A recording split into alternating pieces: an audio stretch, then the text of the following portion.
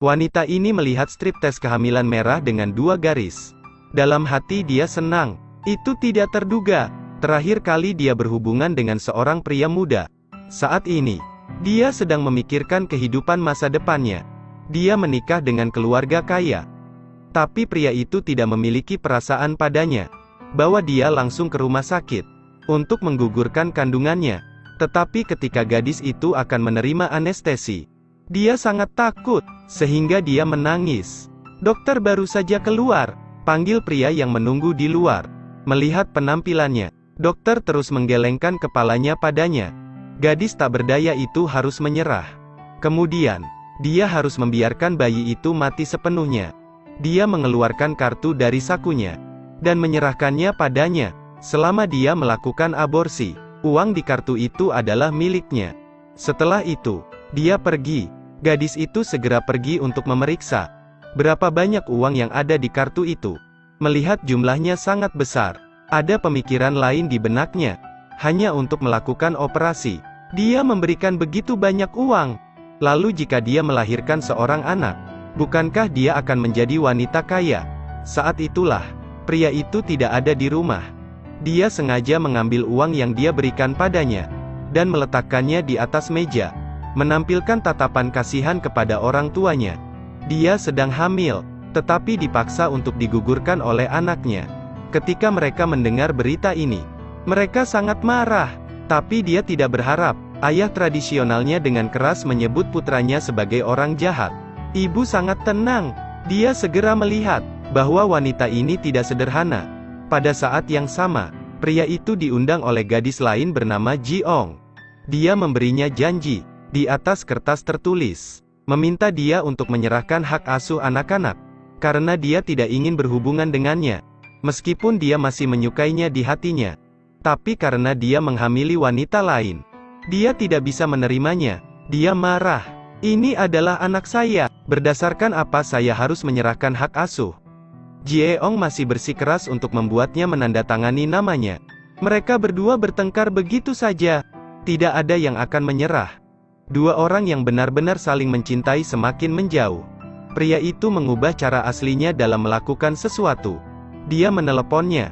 Aku akan menikahimu. Kenapa begitu tiba-tiba? Jangan melakukan aborsi. Lahirkan anak itu.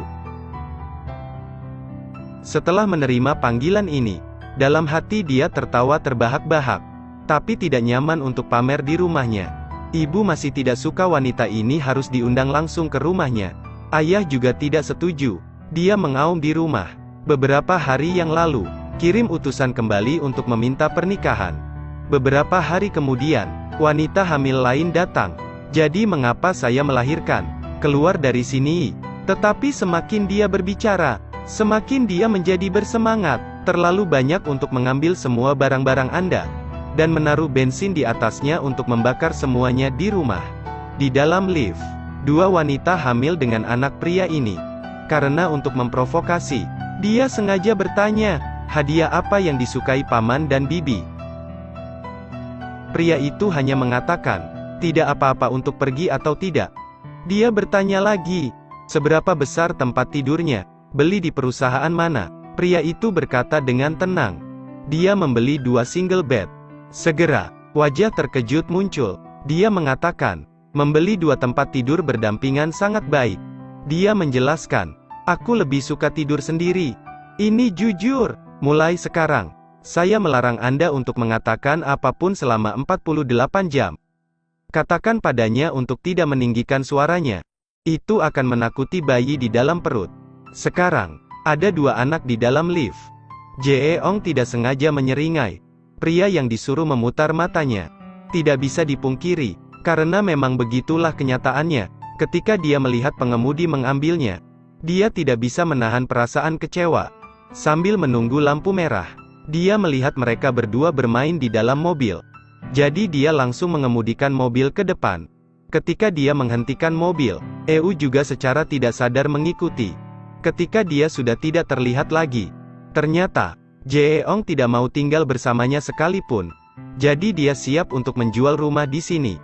Saat ini, pria itu juga secara resmi membawanya pulang. Dia memakai apa yang disukai ibunya. Tapi sang ibu tetap tidak senang. Tindakan pertamanya adalah memberikan sandal putranya sebagai gantinya. Melihat itu, dia segera duduk untuk membantunya mengganti sepatunya. Bertingkah sangat lembut. Ketika mereka memasuki ruang belajar, mereka melihat ayah sedang menulis surat. Ketika dia melihat bocah nakal itu, dia segera mengambil sikat dan melemparkannya. Tapi dia mengelak, menyebabkan pena itu mengenainya. Ketika dia melihatnya berlutut, dia juga berlutut.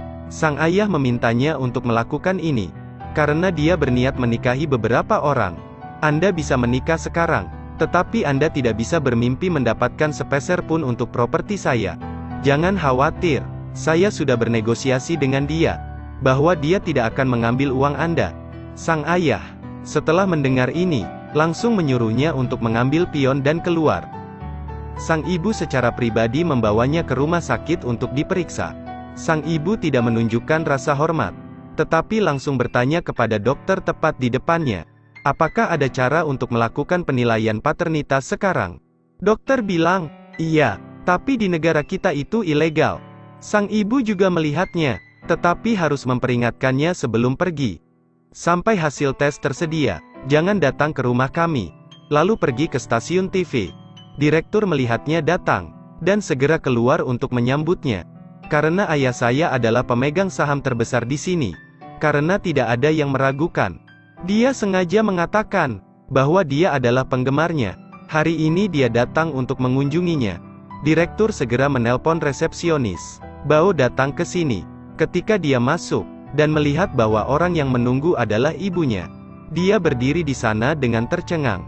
Ketika hanya mereka berdua yang tersisa, sang ibu memintanya untuk melakukan penilaian. Jika memang bayi itu bukan cucunya, maka kita tidak akan saling mengganggu lagi. Dia marah. Dia mengatakan kepadanya, putranya sejak awal adalah cucunya. Sang ibu memaksanya untuk memberikan bukti. Tapi dia berbalik untuk pergi. Tapi ibunya mengancamnya, jika setelah saya melahirkan, dan saya mengetahui bahwa saya memiliki garis keturunan mereka, saya bersumpah kepada Anda, bahwa saya akan membuat ibu dan anak Anda tidak hidup damai di negara ini.